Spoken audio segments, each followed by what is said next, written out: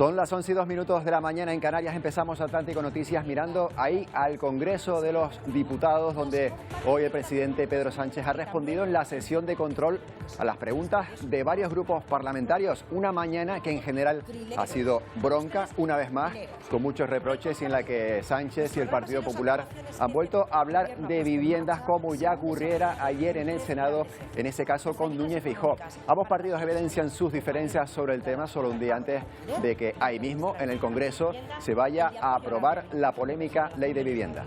Edificios y viviendas, sobre todo con especial... ¿Qué tal? Buenos días. Seguramente ya lo habrán notado, pero ahora hay un estudio de la OCDE que lo confirma. Somos hoy más pobres que hace justo un año. La inflación, lo que ha subido a la lista de la compra, es mayor que ese tímido incremento que también ha habido en los sueldos. Así que es oficial, la vida está cada vez más cara y hoy nos cuesta más llegar a fin de mes.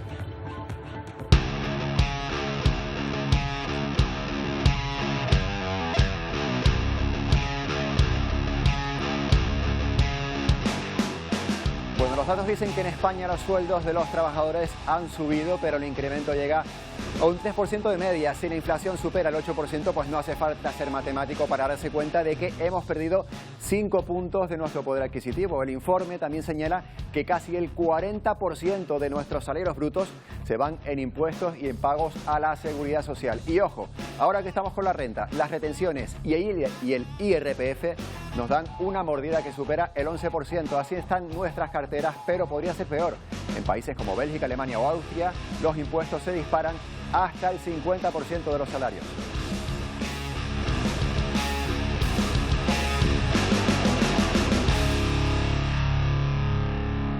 Bueno, son datos que enseguida vamos a traducir a ejemplos en el día a día. Algo que también influye en el precio de los alimentos es esta sequía que estamos viendo y que está sufriendo España. Los embalses están al 50% y no hay previsión de lluvia para las próximas semanas.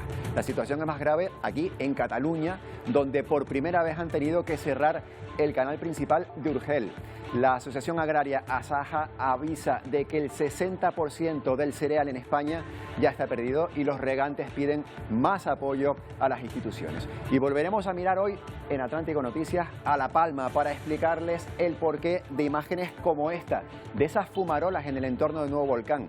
Estas concretamente fueron grabadas muy cerca del volcán de Bernardino, a unos 800 metros del cono principal de la erupción del año 2021. No es la primera vez que esas fumarolas se sitúan en el perímetro cercano al volcán, seguramente tampoco será la última. Enseguida vamos a preguntar a Luca de Auria, investigador de Involcán, por este asunto que nos ocupa hoy en Atlántico Noticias. La Cámara Alta, el Senado, tenía pleno desde primera hora y con este tema empezamos hoy un pleno en el que uno de los puntos más importantes del día era dar luz verde a la reforma de la ley del solo sí es sí, sacada adelante con los votos de PSOE y Partido Popular. Esa reforma ya está avalada, pero la gran mayoría de los portavoces del Senado, y que previsiblemente quedará aprobada en una hora. Ahí estamos viendo esa imagen de la Cámara Alta. Una votación que será presencial y que se calcula que será sobre las 3:30 hora canaria. En ese lugar, esos partidos, también el PSOE y el PP, protagonizaron ayer un rifirrafe entre sus dos líderes, Pedro Sánchez y Alberto Núñez Feijóo, a cuenta de la ley de vivienda que debe aprobar el Congreso mañana jueves.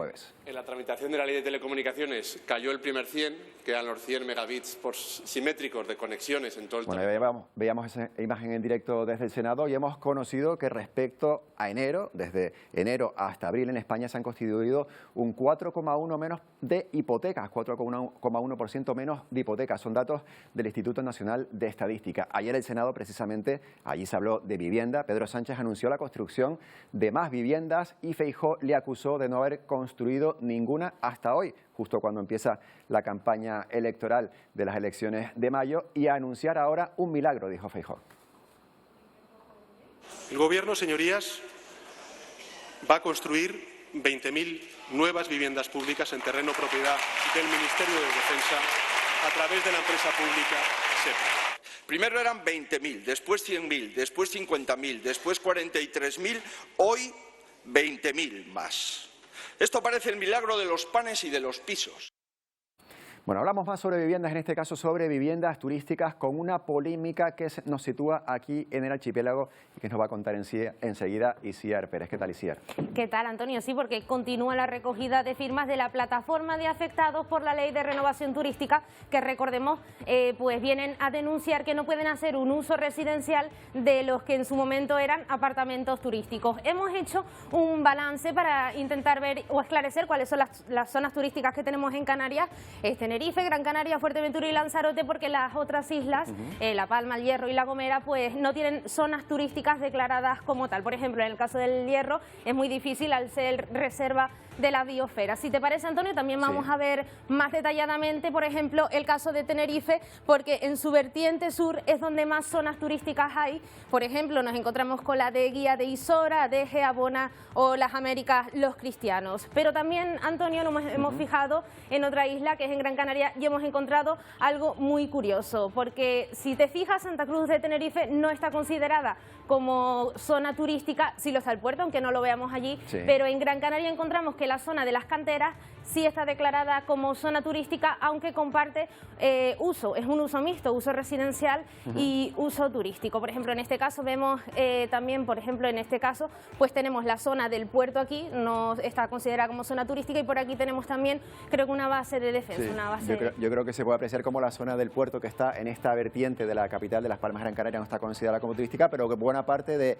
ese istmo que se considera turístico, e incluyendo, por supuesto, las canteras que está en esa vertiente de la capital. Bueno, aquí tenemos lo que está encima, es la isleta, ¿no? Ahí que sí que en Las Palmas, Gran Canaria, sí que se considera esa parte zona turística, en cambio Santa Cruz de Tenerife, por sus características, no es porque, exacto, además tiene la playa cerca, tiene además una gran concentración de hoteles, apartamentos en esa zona, y también pues muchos centros comerciales, mucho ocio, Antonio. Bueno, vamos, Isiar, a lo que yo creo que a la gente le está preocupando ahora, a esos titulares de periódico que estamos viendo. ¿En qué casos se multa a los propietarios de esas residencias? Recordamos, hacer uso residencial o limitarnos a hacer un uso residencial si tenemos un apartamento en suelo turístico. En este caso está afectando sobre todo a aquellos apartamentos extrahoteleros, es decir, apartamentos que se introducen o que están dentro de los propios hoteles. En el caso de Gran Canaria es donde más están habiendo denuncias por parte sobre todo los gestores inmobiliarios, multas que van desde los 2.000 hasta los 9.000 euros en los casos más graves. Por ejemplo, sabemos el caso de un complejo hotelero que denunció a una residente alemana que lleva años haciendo uso residencial de su apartamento turístico, y además este mismo complejo hotelero fue quien denunció a la propia propietaria por estar haciendo un uso que no debía dentro del propio hotel. También este complejo denuncia que de 110 plazas turísticas que tenía, al menos 50 se han convertido en usos residenciales, Antonio. Sabemos esas multas que están poniendo a los propietarios, que bueno, se están constituyendo en asociaciones para intentar alzar la voz en contra de esa ley, pero también tenemos datos sobre lo que los propietarios, los hoteleros, por ejemplo, denuncian del sector, lo que está suponiendo de pérdidas para el sector ese uso residencial, ¿no?, de esta zona. Sí, porque fíjate, desde febrero de 2019 a 2023 tenemos el dato que de cada 10 habitaciones o cada 10 plazas que había en un hotel, 3 se convertían en uso residencial. ¿Qué pasa? Que, por ejemplo, dejamos de, acogernos a esos regímenes de todo incluido, dejamos de consumir dentro del hotel para limitarnos a hacer un uso residencial. En este sentido, donde se pierden más plazas extrahoteleras es la isla de Gran Canaria en ese periodo 2019-2023, respecto, por ejemplo, a Tenerife un 17% o a otras islas un 25%. También, Antonio, se habla de que al año hablamos de una pérdida por cada plaza que se convierte en residencial de unos 30.000 euros al año para cada hotel. Pues de ahí la denuncia de los hoteles, pues de que se está residencializando las zonas turísticas, y de ahí todas las pérdidas en turismo que podríamos tener. El caso es que hay una legislación, bueno, ha habido diferentes legislaciones, hay una legislación vigente que dice que efectivamente en zonas turísticas no se puede residir, por tanto veremos cómo va avanzando este asunto. Y si quieres, Antonio, diferenciamos, porque aquellas personas que hasta 2017 vengan haciendo un uso residencial de estos apartamentos puedan acreditar que el uso es residencial por la ley del suelo, pues pueden evitar estas sanciones. Quienes a partir de 2017 hayan comprado un apartamento dentro, por ejemplo, de un hotel y no hagan un uso residencial, esas personas, que es el caso que estamos viendo, pues sí que pueden ser multadas. Muy bien, gracias, Isiar. Gracias, Antonio. Bueno, seguimos con otros asuntos. Enseguida hablamos con Mauricio Catorossi, que es portavoz de la Asociación Canaria de Empresas de Gestión Inmobiliaria en Tenerife, sobre esto. Pero antes miramos a Sudán. porque en ese país la tregua se tambalea mientras continúan las hostilidades entre el ejército y los paramilitares. Los combates han dejado más de 450 fallecidos y 4.000 heridos. Y atención, porque la situación se sigue complicando. La Organización Mundial de la Salud ha lanzado una alerta sanitaria después de que un grupo de combatientes haya tomado un laboratorio con muestras de cólera, también sarampión y otros patógenos peligrosos. Hospitales y centros de salud son también objetivo de los proyectiles. Y estas imágenes son del centro de Jartum, también en ese país, en Sudán, donde España ha dado por concluidas, eso sí, las evacuaciones tras las llegadas de esos militares. En la frontera con Egipto, cientos de sudaneses aguardan su turno para huir de la guerra. La mayoría abandona el país. Como nos ven, hacinados en guaguas. En los puertos y aeropuertos siguen las evacuaciones de extranjeros. Este martes, como decíamos, llegaron esos 53 militares españoles. Ahí los están viendo, procedentes desde Sudán a España. En medio de esa, vamos a llamarla, falsa tregua, el jefe de los mercenarios rusos del grupo Wagner ha ofrecido a sus hombres para acabar con la guerra y mantener la paz. También en Kenia ascienden a 90 las víctimas de la secta del hambre. Ayer la policía encontró 17 cuerpos más y hay más de 210 desaparecidos en ese país. Entre ellos, 112 serían menores de edad. Miembros de las fuerzas de seguridad continúan desentrañando el bosque de Sakaola, delimitando las tumbas con cintas amarillas y arrastrando bolsas blancas para llevarlos a la morgue del hospital local. El líder de esta secta, un antiguo taxista convertido en pastor, podría ser acusado de terrorismo incluso. Predicaba el ayuno extremo para conocer a Dios y las consecuencias son esto que están viendo, muchas personas fallecidas por hambre.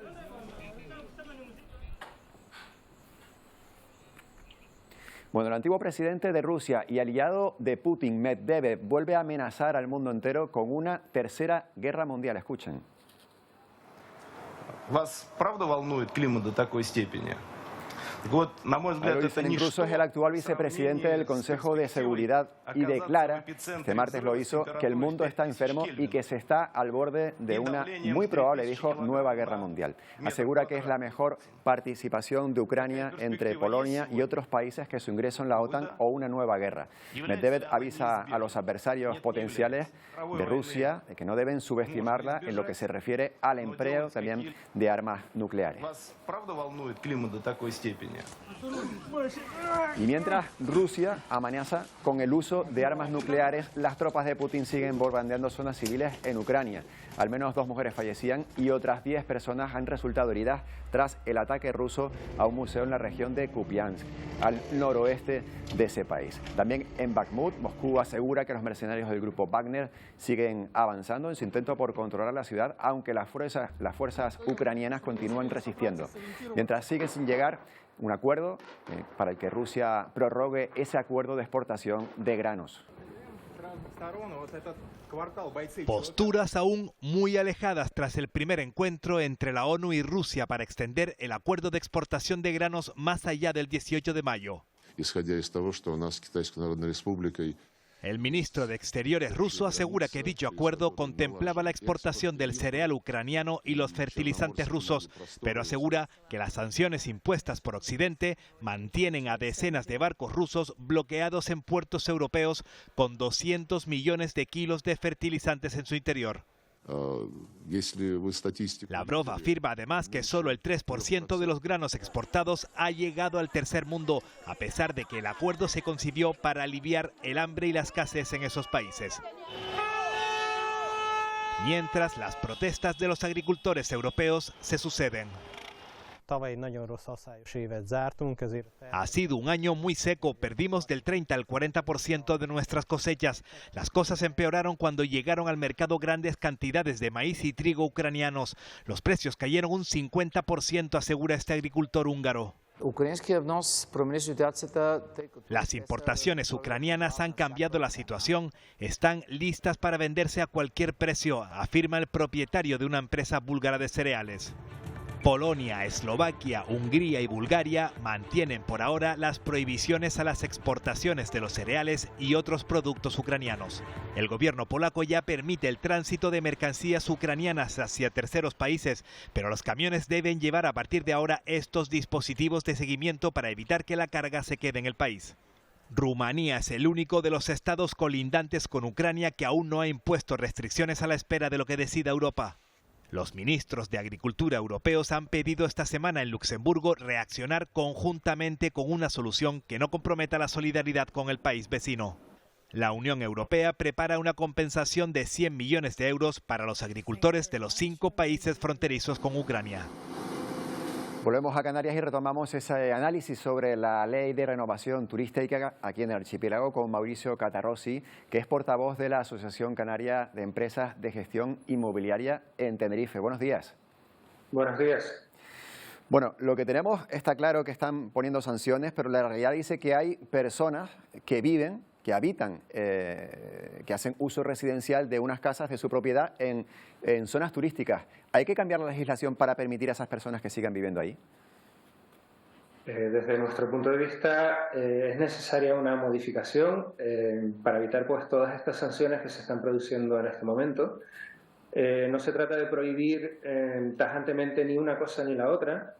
Es decir, hay zonas turísticas que tienen que seguir siéndolo, pues porque para eso se han ideado, pero tampoco podemos limitar al 100% esto.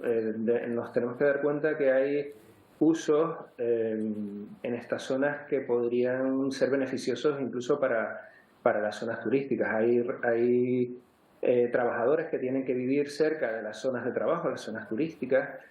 Tenemos inmuebles que se han dividido en división horizontal, por ejemplo, durante la crisis, donde se buscaban compradores debajo de las piedras porque había una cantidad inmensa de inmuebles en venta. Al final se hizo y ahora se les está sancionando precisamente por haber comprado, no comprado, pero vamos, por utilizar esa vivienda, bien para sí o bien explotarla turísticamente incluso por su cuenta. Claro. Dicen los defensores de la ley de renovación turística y bueno, los que ven normales estas sanciones, que precisamente esas parcelas que antes estábamos viendo con Isiar Pérez, en algunos municipios esencialmente turísticas, parcelas que están destinadas al uso turístico, no se pueden residencializar porque esas parcelas no tienen servicios básicos que sí encontramos en zonas residenciales. Pues hablo, por ejemplo, no sé, de escuelas o de ferreterías o clínicas veterinarias, cosas que no se instalan en zonas destinadas al turismo, pero que sí necesitan personas que residen de forma habitual. ¿Qué hacemos con esa diferencia entre zonas destinadas al turismo y las de uso residencial y esos servicios que no tendrían esas personas? Pues yo creo que se trataría de buscar un punto intermedio. Es cierto que hay parcelas turísticas que realmente deberían usarse para lo que están y parcelas turísticas que a lo mejor, dependiendo de la zona, es una zona en la que se necesita uso residencial urgentemente, sobre todo en la situación en la que estamos, pues a lo mejor no todas, pero una pequeña parte podría usarse para eso. La cuestión es revisar toda la normativa y de forma urgente. Y volviendo al presente, ustedes incluso dicen que, claro, si ahora, bueno, como estamos viendo, se están poniendo sanciones a personas que en su momento, como usted acaba de señalar, invirtieron en esas zonas turísticas, si se sigue desincentivando esa inversión, a lo mejor podemos encontrarnos en un futuro con bueno, edificios fantasmas o barrios fantasmas que dejaron de tener ese uso turístico y que nadie va a querer. Esto también es un riesgo, ¿no? Efectivamente, esto es un riesgo. Hay inmuebles turísticos, es decir, edificios que en su momento, pues hace muchos años, en los 70, 80, fueron utilizados y están siendo todavía utilizados para la actividad turística, pero que a lo mejor están ya totalmente desfasados y su mejor salida podría ser el uso residencial en un momento en el que la falta de vivienda es bastante evidente. ¿Están notando ustedes precisamente esa falta de inversión? Ahora, bueno, las hipotecas están más caras, quizás es un momento no tan boyante como hace otros años, ¿no? Hay una incertidumbre ahora mismo con la normativa.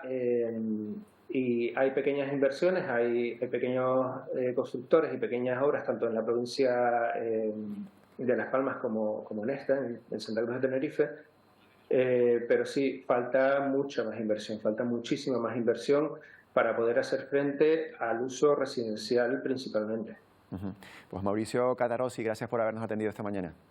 Un placer, gracias. Gracias, hasta la próxima. Bueno, sigue siendo noticia la huida del opositor venezolano, lo contamos ayer, Juan Guaidó, que se encuentra ya en Estados Unidos tras un breve y desafortunado paso por Colombia, en el que no le dejaron participar en la cumbre organizada por el gobierno de Petro, el gobierno colombiano, para crear acuerdos entre el chavismo y la oposición venezolana. La cumbre ya ha concluido. En ella participaron 20 países, pero no contó con la representación de ningún venezolano. Se ha acordado fijar unas fechas para las elecciones venezolanas y reincorporar a ese país al sistema interamericano de los derechos humanos. Que el pueblo venezolano pueda decidir libre y soberanamente qué quiere. Volver a la senda democrática en Venezuela desde los acuerdos entre venezolanos, entre el gobierno y la oposición. El opositor venezolano Juan Guaidó intentó estar presente en esa conferencia. Sin embargo, su recibimiento por el gobierno colombiano no fue el esperado, siendo expulsado por el país. Me están sacando de Colombia. La persecución de la dictadura se extendió lamentablemente hoy a Colombia.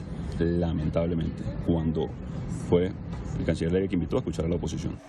A lo que el canciller colombiano responde: aquí no se le ha cerrado las puertas a nadie, este no es un país que expulse. Lo que ha originado una lluvia de críticas por parte de la oposición venezolana. Buscando ser escuchado, es entonces expulsado. Y también de parte de la ciudadanía. Me parece que no está bien esa acción del gobierno colombiano y bueno, eso demuestra una vez más su tendencia. Como si fuera criminal, ¿no? Como bueno, ¿qué se espera de esta gente? El gobierno venezolano, por su parte, califica la conferencia sobre Venezuela como una jugada riesgosa y afirma regresar a las negociaciones cuando los Estados Unidos devuelvan los activos congelados en el sistema financiero internacional.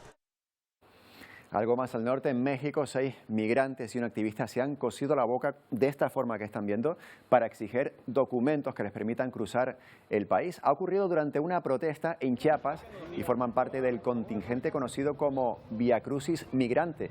Juntos han recorrido varios kilómetros desde el sur del país huyendo de la guerra, la violencia y también la pobreza en sus zonas de origen. Su objetivo, cuentan, es acelerar las solicitudes de asilo en Estados Unidos y protestar por la muerte de 40 migrantes en un centro de Ciudad Juárez.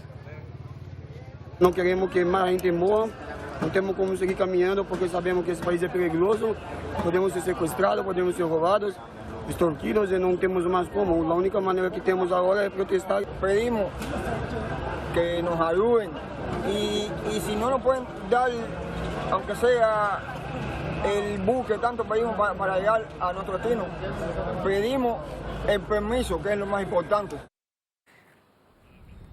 Ahí queda esa protesta. Otro drama relacionado con la migración lo encontramos en las costas de Libia.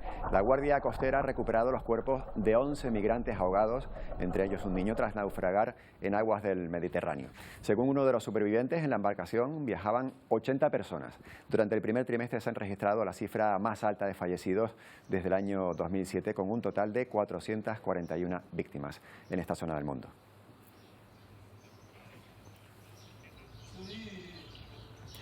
Bueno, volvemos a España para hablarles de un informe de la OCDE que viene a confirmar algo de lo que ya nos habíamos dado cuenta, sin duda, que la vida ha subido más que nuestros sueldos. Solo que ahora le ponemos cifras exactas. España es uno de los 38 países miembros de la OCDE donde los salarios reales han perdido más valor en este inicio del año 2023. Vamos a ver la comparativa con otros países. Ahí tenemos a España, la situación es esta, los salarios brutos subieron de media un 2,9% y lo tienen en el año 2022, pero la inflación creció un 8,6%. ¿En qué se traduce esto? Pues en esto que tenemos aquí, que hemos perdido un valor de nuestros sueldos, un poder adquisitivo equivalente a 5,3%. Esto es lo que hay. Si te suben el sueldo, pero lo que compras con ese sueldo ha subido más, es como si cobráramos menos. Si nos comparamos con otros países de nuestro entorno, esto es lo que tenemos. Por ejemplo, en Estonia, ahí lo estábamos viendo antes, no sé si podemos ver incluso al gráfico anterior. En Estonia, por ejemplo, les contaba que la subida de los salarios es de un 8,2%, la inflación del 20%, por tanto tenemos una bajada importante también de ese poder adquisitivo. En cambio, en otros países, vamos a irnos hasta Colombia, por ejemplo, tenemos todo lo contrario.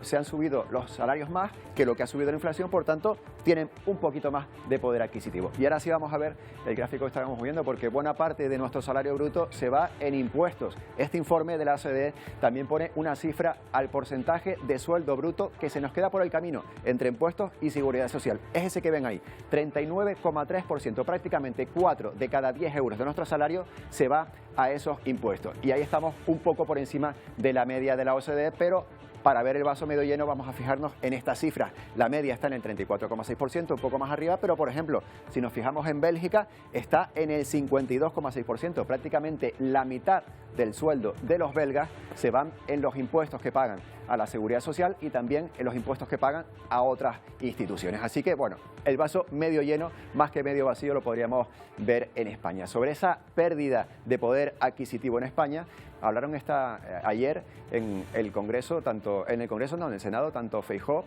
como Pedro Sánchez. La inflación está golpeando singularmente a las rentas más bajas, a las familias trabajadoras y a los más vulnerables. Y yo vuelvo a pedir una vez más a los dirigentes, en este caso de la patronal, que estén a la altura de su país. Si alguien es responsable en esta vida y en este país son los empresarios y las empresarias de este país, que son las que crean riqueza, las que pagan impuestos, las que generan puestos de trabajo, las que crean bienes y servicios que dan un valor a la sociedad. Por tanto, llamar irresponsable a los empresarios de este país me parece una expresión por lo menos desafortunada. Y también está ese debate público entre la vicepresidenta y ministra de Trabajo, Yolanda Díaz, y también el presidente de la COE. Bueno, Luis del Almo es secretario técnico de REAF, del Consejo General de Economistas. ¿Qué tal? Buenos días. Buenos días. Bueno, que nuestro poder adquisitivo había estado bajando en los últimos años es algo que ya sabíamos, pero ahora lo vemos en cifras de la OCDE. ¿Es para preocuparnos? Bueno, es preocupante y tiene, desde luego, para el trabajador que experimenta esta disminución del salario real, evidentemente es para preocupar. No obstante, que los salarios suban menos que la inflación nos está evitando también efectos que llaman los economistas de segunda ronda, quiere decir que la inflación se autoalimente con subidas de salarios indexados a la inflación. Que esto es lo que se pretendía con un pacto de rentas, a que no se ha llegado, pero bueno, al final, por la vía de los hechos, pues está ocurriendo esto, creo. Sí, ese dato que veíamos antes está claro, ¿no? La inflación está por encima del 8%, los salarios de media, que hay algunos sectores que han subido más, otros que han subido menos. A los pensionistas, no son salarios, son pensiones, les ha subido efectivamente lo mismo que el IPC, pero bueno, de media en España un 2,9%. Tenemos que esperar que esas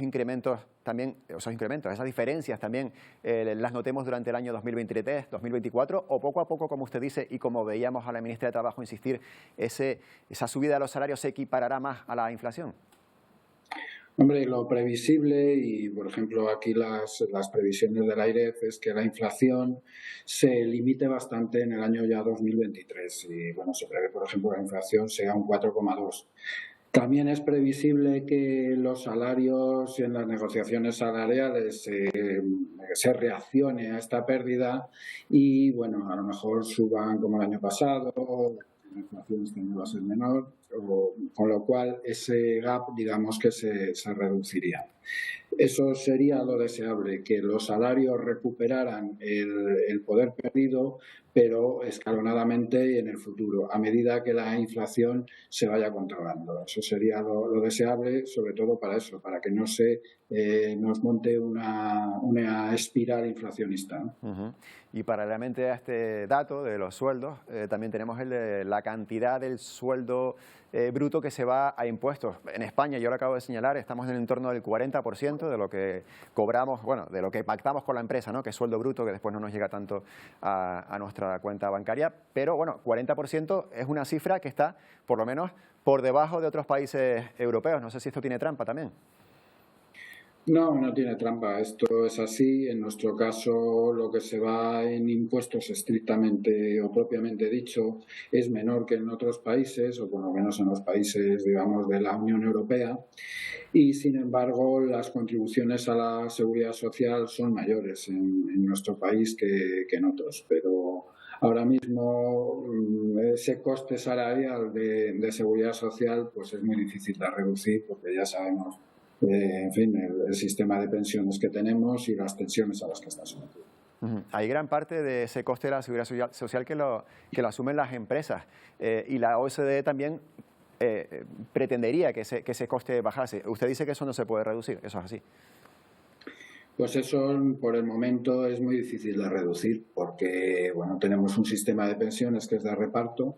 Los pensionistas actuales cobran las pensiones de las contribuciones de los trabajadores que estamos en ese momento en activo y no hay otra manera, o bajar las pensiones o tienes estas cotizaciones sociales. Hombre, esto se puede ir corrigiendo lógicamente pues con un mayor crecimiento, un mayor empleo y eso sería la forma de que esto se fuera solventando. Pues estaremos pendientes a ver lo que va ocurriendo durante los próximos meses. Luis del Amo, muchas gracias. Gracias a ustedes.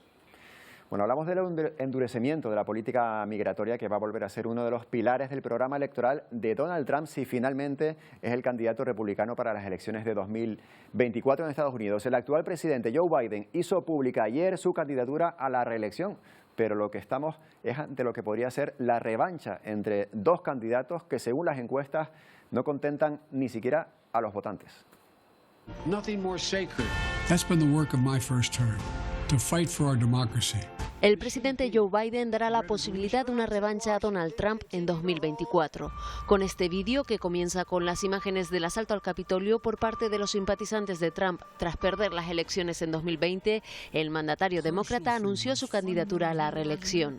Joe Biden has led us to the very brink of World War III. Biden nos ha llevado al borde de la Tercera Guerra Mundial, declara Trump, apuntando que el presidente demócrata ha humillado a los Estados Unidos en el escenario mundial. Mientras, con estos vítores de por 4 años más, recibían a Biden una hora después del anuncio de su candidatura de 2024. Sin embargo, las encuestas señalan que los estadounidenses no quieren ni a Trump ni a Biden en la Casa Blanca. 84 is too old. Definitely too old. He's just old. Es demasiado mayor, es la reacción en las calles. Biden deberá superar la preocupación de los votantes por su edad. Con 82 años cumplidos en noviembre pasado, Joe Biden podría llegar a ser el presidente de mayor edad de Estados Unidos, ya que podría llegar a dejar el cargo con 86 años. Pese a los tropiezos de Biden, los expertos en política apuntan que la ventaja es que pueda hacer campaña contra la presidencia anterior de Trump, a quien acompaña una larga lista de problemas legales. You're the worst president America has ever had. Come on. Probablemente se repetirán imágenes como estas del debate caótico en Cleveland en 2020. Ambos candidatos tienen puntos débiles de cara a las elecciones de 2024. La única sorpresa posible es que cambien mucho las tornas si el candidato republicano fuese el gobernador de Florida, Ron DeSantis, de 44 años. Bueno, hacemos una pausa, pero antes vamos a ver en directo una imagen que nos llega desde Madrid. Ahí está Lula da Silva, el presidente brasileño de visita en España, en esta rueda de prensa que está ofreciendo en directo junto a Pedro Sánchez después de una reunión entre ambos. Con esta imagen lo dejamos por ahora, volvemos enseguida. O Brasil devia 30 bilhões da FMI. Nós pagamos a dívida impressionante.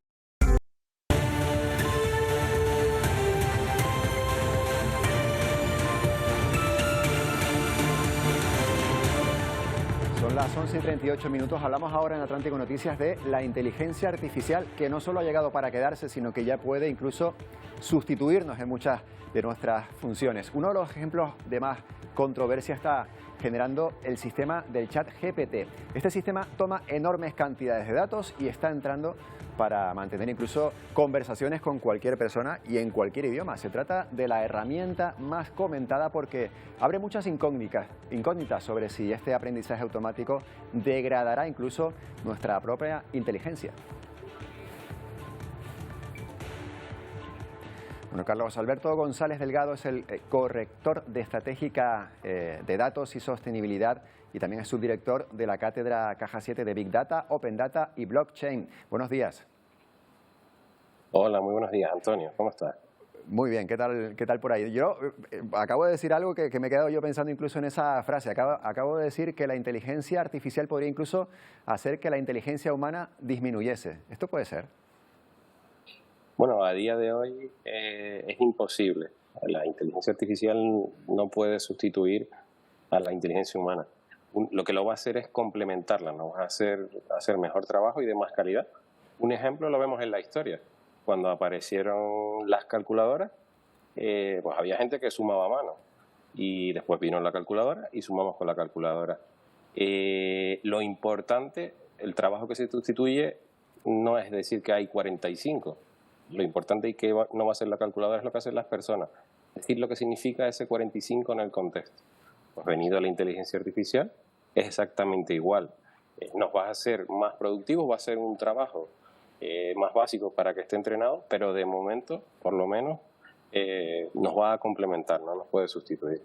Claro, de momento porque precisamente esto está empezando. El ChatGPT del que tanto hablamos empezó en noviembre del año 2022, ya va por su cuarta generación, no sé si incluso más, porque esto va avanzando muy rápido. Y lo que sí ocurre con el ChatGPT, y usted lo sabe porque también está en contacto con los alumnos, es que puede en un momento dado llegar a sustituir lo que el alumno escribe o incluso también, vamos a ser sinceros en nuestra profesión, los textos periodísticos también. En el caso de las aulas, ¿se puede controlar que un trabajo que se presente hoy en 2023 lo escriba un alumno y no lo escriba el chat? Vale, aquí me gustaría hacerte una pregunta, que si se le puede poner puertas al campo. La respuesta es no. Y la respuesta es no. Por tanto, yo creo que la reflexión que nos tenemos que hacer en educación no es cómo voy a controlar que los alumnos no se copien, sino cómo algo que va a venir natural. La inteligencia artificial es de 1950. Lo que pasa es que ahora está en un momento de evolución perfecto para que sea socializable, ¿no? Que llegue a todo el mundo. Antes pues solo podían tener personas que tenían ordenadores muy grandes, había un coste de cálculo muy grande, pero ahora con herramientas como ChatGPT, cualquier persona podemos usarla.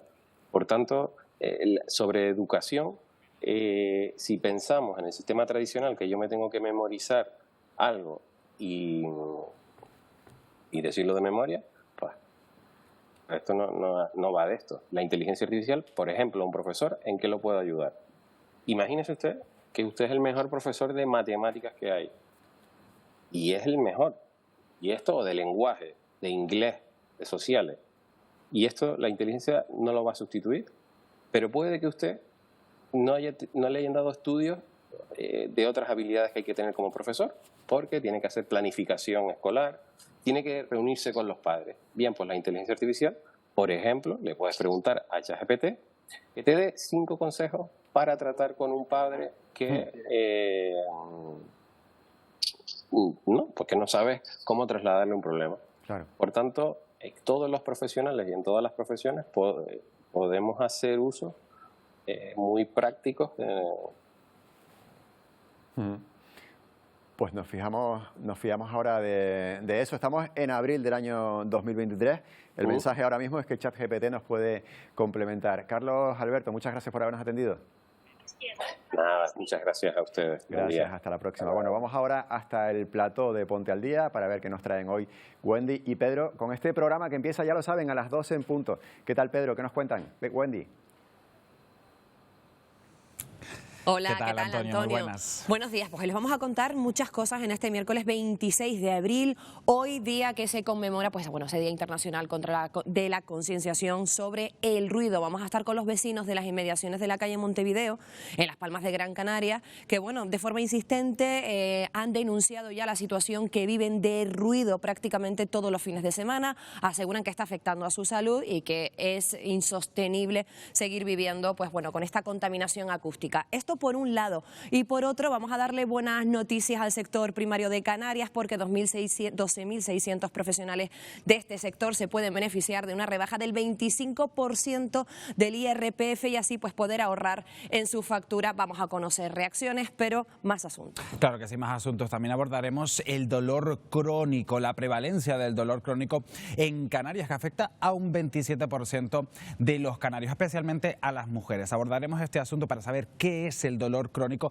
y cómo podemos aliviarlo o combatirlo. Y además también, hablando de contaminación acústica, también existe la contaminación lumínica y también la ropa contamina. Las prendas que utilizamos en nuestro día a día también pueden afectar seriamente a nuestro medio ambiente. Quédense con nosotros que este y otros asuntos se los contamos ya enseguida en Ponte al Día a partir de las 12. Hasta ahora. Hasta ahora.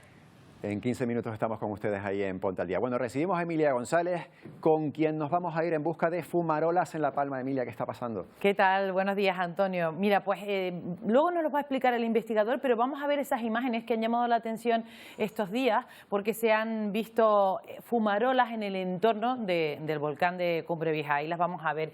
Son emisiones de gases. Justamente están en el hoyo de la cima, en esa ruta, en el entorno también del volcán Bernardino, a unos 800 metros de volcán de la dorsal de Cumbre Vieja, el nuevo volcán, y hemos querido preguntar acerca de estas fumarolas, por qué se siguen produciendo, son peligrosas o no, para un poco tranquilizar también a los visitantes. Son unas imágenes que nos ha dejado, por cierto, un vecino de la zona, Roger, al que le agradecemos que nos las haya podido prestar para indicarles lo que está ocurriendo ahí. Para ver esas fumarolas, pues vamos a preguntárselo precisamente a Luca de Auria, investigador de cabecera, podemos decir también de Atlántico Noticias, y sobre todo investigador de Involcán. Buenos días.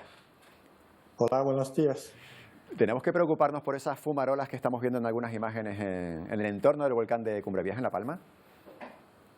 No, para nada. Digamos, este incremento aparente que se observa es debido simplemente a factores meteorológicos, es decir, una mayor humedad que favorece la condensación del vapor de agua. Digamos, nosotros seguimos monitorizando la emisión de gases volcánicos en el cráter, así como en otras zonas de la isla, y no se observa ningún incremento, al revés, sigue observándose un decremento progresivo en la emisión, sobre todo de dióxido de azufre por el cráter del Tajo Gaita. Entonces, no puede parecer que entre un día y el otro haya variación, pero es un efecto debido a factores meteorológicos, no volcánicos. Entonces, básicamente es vapor de agua, no son nada peligrosos. Si se está caminando por la zona, pues no hay que alarmarse en absoluto, ¿no? No, ahora mismo la emisión de dióxido de azufre que se sigue midiendo es extremadamente baja.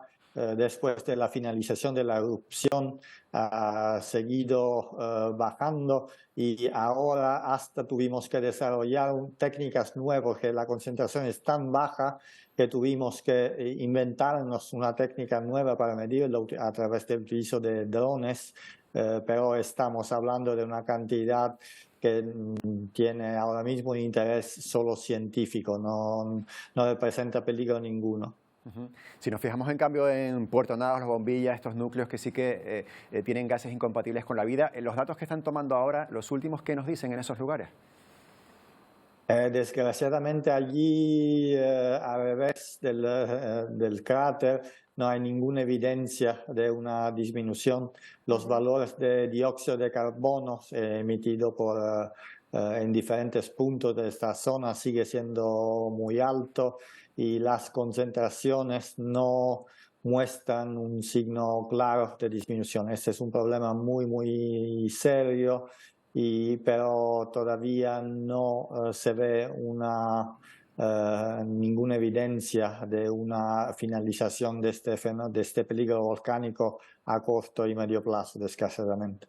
Ustedes están haciendo estudios precisamente en la Conferencia de Ciencias de la Tierra que se está celebrando en Viena. Están presentados más de 30 informes, 20 de ellos, más de 20 son de La Palma y 10 precisamente de los gases. ¿Cuáles son las conclusiones de esos informes o las principales conclusiones?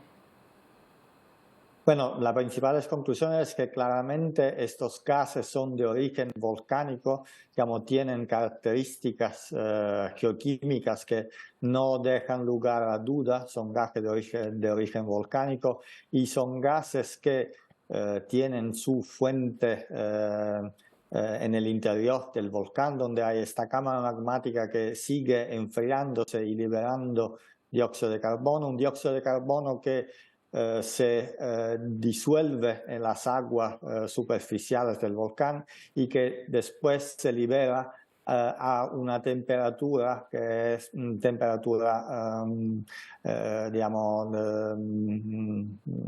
atmosférica. Y entonces esto hace que el gas, el dióxido de carbono, siendo más pesado, se vaya acumulando en depresiones del terreno y en sótanos y siga constituyendo un peligro muy, muy serio, digamos, en muchas zonas en el exterior y en el interior de Puerto Norte y La Bombilla. Son concentraciones que ponen un peligro muy serio para la salud y hasta alcanzan concentraciones letales. De forma puntual en algunos puntos. Tampoco queremos despedirle sin preguntarle, lo hemos escuchado estos días, ese corazón caliente en la isla de Tenerife dentro del Teide. No le vamos a preguntar por eso, que ya lo ha explicado suficientemente, pero sí por esa afirmación de que en este siglo pues hay un 80% de probabilidad de que haya una erupción en la isla de Tenerife. No nos tocará igual a nosotros, pero sí a nuestros hijos. Me gustaría saber justamente la zona más probable, porque no hablamos del estratovolcán en sí, del Teide en sí, pero sí de su edificio volcánico, que es muy amplio en la isla.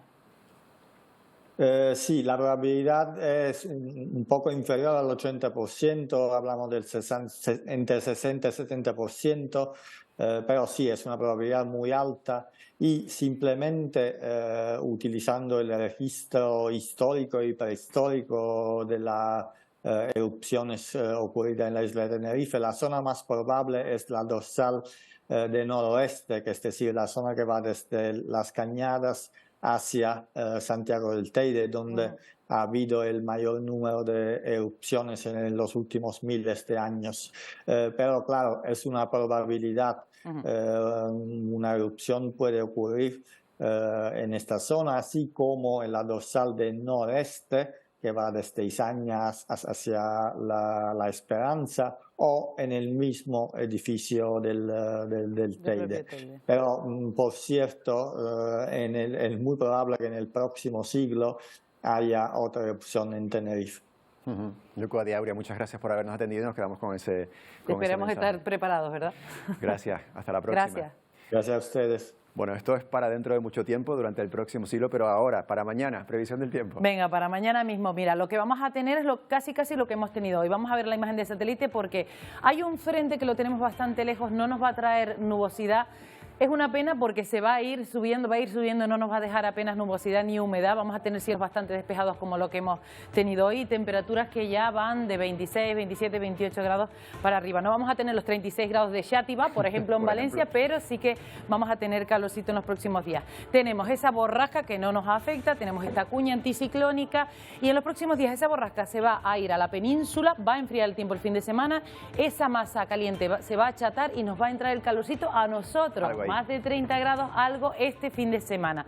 De momento para mañana, todavía quedan algunos días para el sábado y para el domingo, de momento para mañana lo que cabe esperar es poca nubosidad en general, algunas nubes bajas a primera y últimas horas por debajo de los 600 metros, temperaturas ya picando los 27, 28 grados, viento flojo variable se puede acelerar en las zonas de acelere de las dorsales, con una situación marítima bastante estable. Un día entre primaveral y veraniego, más bien el de mañana jueves, y ya un poquito más de calor de cara al sábado y de cara al domingo. Me quedo ya con esa especie de verano que vamos a tener el fin de semana, ¿no? Con eso me voy. Sí, con eso apuntamos. Gracias, Emila. Bueno, y nos vamos con un auténtico espectáculo de la naturaleza, el que deja la primavera en China.